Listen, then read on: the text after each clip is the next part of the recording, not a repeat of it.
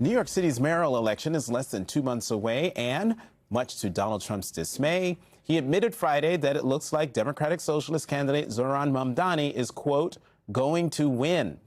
Recent polling seems to back this up as well, showing the current New York State Assemblyman with a 22-point lead over former New York Governor Andrew Cuomo.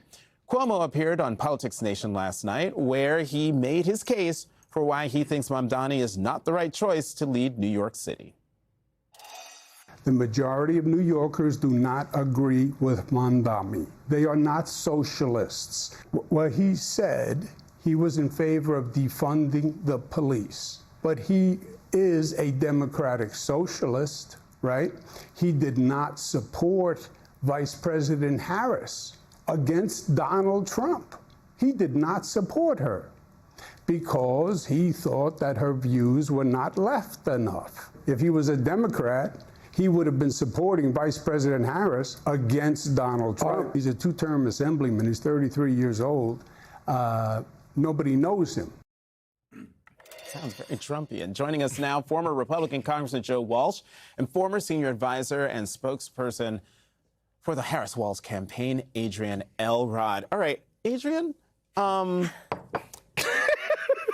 don't even know what to say. Whatever you ask me, I don't know what to say. I don't know what to say either. I mean, I said it sounded very Trumpian because that's one of the things Trump does. Like, nobody knows this guy. Nobody knows who he is. But should we expect, do you think we're going to see Donald Trump get involved in the mayor's race, in the New York City mayor's race? And to what effect? Well, it sounds like he's already kind of, I know on Fox and Friends on Friday, he sort of made a few comments, and he pretty much said Mamdani's going to win this race. He said, I wish that we could have consolidated support around one candidate. But Adams, quote, like, you know, everyone, no one really dropped out. The Republican, I think, Silva, also still in the race. So Trump doesn't like him either because he likes cats. Yeah, exactly. But, like, you know, look, Jonathan, you listen to the way that Andrew Cuomo spoke right there, it sort of feels like out with the old, in with the new. And I think that's what a lot of New York voters are saying. Sure, people have, you know, there are people who have concerns about Mamdani's views. But at the end of the day, he is somebody who has, you know, really gotten people excited, younger voters excited. He's aspirational instead of negative. You know, this is a playbook that I think a lot of Democrats need to take, where you can you can put forward policies that may sound unrealistic, which I don't think that we should be doing as a whole, but they also inspired an entire generation of young voters. And I think, you know, you're just seeing some of these old school candidates who can't compete with that. Yeah, can we just be done with that? Can we just be done with that? But Joe, part of the problem is Cuomo's not really campaigning, right? Like if you want to win, you, I think, still have to ask people to vote for you. Sure. Right? And that was his that was his issue during the primary. That seems to still be his issue. His hope was that something could be arranged and Adams would get out, or they'd cut a deal, or that his name was big enough. Yeah, and there'd be one candidate against Mamdani, but he doesn't get it. Go away, he's done. Trump wants Mamdani to win. Because Republicans want Mamdani to win, because they want to put every camera on Mamdani for the midterms next year. But I think it's a mistake, because I think Mamdani has excited something in the Democratic Party that the Republicans just don't get. But it doesn't feel like Democratic establishment leaders here in Washington, D.C. agree with any of this. I think we will keep seeing this from Andrew Cuomo, because you haven't seen the party rally around Mamdani in a way that another exciting sort of shiny object, I think, would attract. I mean, Adrienne, what? Yeah, well, so on that point, I mean, I think, first of all, we have to take a step back and realize that New York City is not emblematic of the United States of America, right? So, like, municipal election. Correct. With ranked choice voting, which is a totally different, you know, scenario compared to most other elections that we'll see coming up, obviously, in Virginia and New Jersey with the governor's races going to the midterms. This is an isolated case. But at the end of the day, I do think, you know, you are sort of seeing this rub between establishment candidates, you know, sort of the older generation of folks. The congressman and I were just talking about this before we came on, that there's a desire, not just among Democrats, but I think among a lot of Americans who are ready for a younger generation, who are ready for new, fresh voices. And so I think that is something that Democrats are going to have to contend with, especially going into the midterms. Some of these old school members of Congress who have been serving for a long time might want to really rethink, like, should I keep staying in Congress? Am I going to have the kind of competition that we're seeing in New York going forward if I continue to run for re-election? To your broader point, the Democratic Party establishment doesn't get and understand Mamdani. They don't get and understand this moment we're living in right now. I mean, the Democratic grassroots, right? Doggone it, this is Trump. Our house is on fire. Wake up. They want candidates to speak that way. The party establishment still doesn't get that. Yeah. That energy and that anger. Some of these policy discussions and tensions that Mamdani is bringing up do feel applicable to the national landscape. I mean, and if they feel like things that are going to be major either litmus tests or pressure points when it comes to midterms and looking ahead in 4 years to the presidential election when it comes to affordability. big money, Yeah. affordability. I mean, Housing. Democrats don't. It's hard to reconcile all of these things right now. Yeah, it is. Well, I was just going to say really quickly on that. I mean, I think that is the sort of the challenge that if candidates, if younger candidates who are taking on the establishment going into the midterms take, the playbook of Mamdani and try to apply that to their race, I do think that there will be a litmus test that some voters hold to account, which is, can you actually implement these policies? Sure, we would all love to have free housing and free groceries and all of that, but that is not a realistic policy, but it is working for younger voters to excite them in New York. And Mamdani is going to be around for a while. He will be a top surrogate going into the 28 presidential elections. We will need to have his voters in our camp if Democrats have a shot of winning back the White House. So we're just going to have to figure out how to reconcile this. The thing about young voters that I think is really interesting is their view of what's realistic is very different than what the view of us is, right? Like they're looking at all of the money being spent on all these other things, and they're saying, well, you don't have no problem spending money on that. That feels realistic to you, but something that is very realistic is the government shutdown. So that's called Nice, that's called a segue, children. But on Fox News Sunday, just a little bit earlier, Speaker Mike Johnson talked about the possibility of a shutdown. I want to play that and get you guys on the other side. If there's any Democrats who are trying to suggest that they want to shut the government down, we're going to do everything possible to prevent that from happening. It does not behoove the country. And we may need a short gap funding measure, a CR, for a short period of time to allow the negotiation to continue.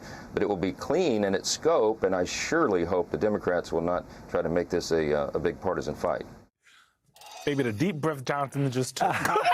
We just played a clip in the one of the blocks before where President Trump said, we don't need to talk to the Democrats. Yeah. So how is this going to be a Democratic problem, a Democratic shutdown, if the president said, bump y'all? Yeah. Republicans run the White House, the House, the Senate. This is their government. If it's a shutdown, it's their shutdown. I will say, Democrats got to be tough and fight on this and get whatever they can get from Republicans. That's what their voters want to see. Schumer says that they want these ACA subsidies to not expire, and that no matter what, they aren't moving. We've heard that before, though, Adrienne. Yeah, yeah. So do you believe that? I agree with the congressman. This is Trump's Congress. This is Trump's White House. They have the votes. They have the majority. And to blame Democrats is absolutely absurd because they know that they will need some of the Democratic votes. Exactly. It's good market. But it works for them, or at least they think it works for them. I mean, at the end of the day, I think Schumer really frustrated a lot of Democrats when he voted for the funding bill initially. To say the least. Right. My guess is we probably going to be votes. My guess is we probably. I mean, I think Speaker Johnson just laid it out there. I think we probably will see a short-term, funding gap, a short-term CR, and then we'll go from there. But Democrats have got to remain strong. We don't have a lot of leverage, and this is one area where we do have leverage. Should we move on to Vice President Harris and President? I was trying to find a more elegant. I know. Let's not be elegant, putting Miss Girls Adrienne on the here. spot. I was going to ask a rescissions question, but go ahead. Now, you were on both campaigns. Yes. We've talked about the excerpts. I'm less interested. I'm not going to ask you to parse through what the vice president was saying and whether Biden's team had her back or not. Feel free to if you want. But but what do you think? What do you think that it tells you about kind of where the party is? Right? It feels to me like a microcosm of what's going on in the party writ large. Yeah, I mean, look, I think we have to take a step back and first of all realize that we have never seen a presidential campaign cycle like that where we switch candidates 107 days out. So I think you have to sort of realize that. But look, I don't know if it's really something that is foreshadowing or emblematic of where the party is. I think it's more along the lines of she deserves to tell her story and her truth. And, you know, she was a very dutiful vice president for 4 years. She was extremely loyal to the president. Some would say almost to a fault. So now she's talking about what she experienced, what she went through. I'm just going to leave it at that. By the way, I'm proud of her for doing this, and I think it's important to document this for history. It's important for her to be able to tell her story, and I'm very grateful that she did. What the Biden people haven't said is that she lied. Well, yeah, and can we just talk about the fact that when the excerpt came out, Biden world went bananas and basically proved her point. These people didn't have my back during the campaign, and look at them they're now. like, And nobody was on the record. no one's on the record. If you're gonna take a shot at somebody, if you're gonna go after somebody, do it on the record. It's not complicated. He stuck around too long. He put her in a tough spot. She did great and the best she could do in a very difficult spot. I'm glad she's speaking out. Well, Congressman, from your outsider perspective, one of the excerpts that I want to read is about when Fox News attacked her on everything from my laugh to my tone of voice to whom I dated in my 20s, or claimed I was a DEI hire. The White House rarely pushed back with my actual resume. 2 terms, elected DA, top cop in the second largest Department of Justice in the United States, senator representing 1 in 8 Americans. I mean, when you're thinking back on when you were watching the campaign, what did you make of the dynamics between the two camps? Did you feel like this?